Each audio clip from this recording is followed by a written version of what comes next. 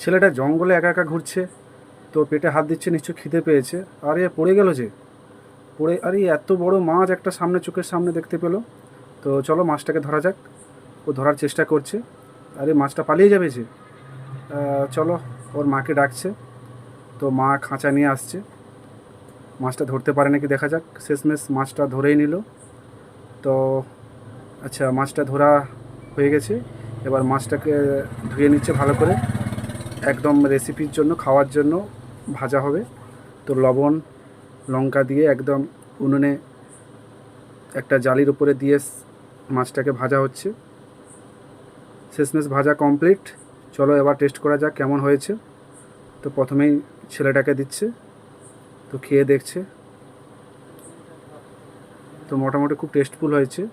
তো মা ছেলে দুজনেই খাচ্ছে।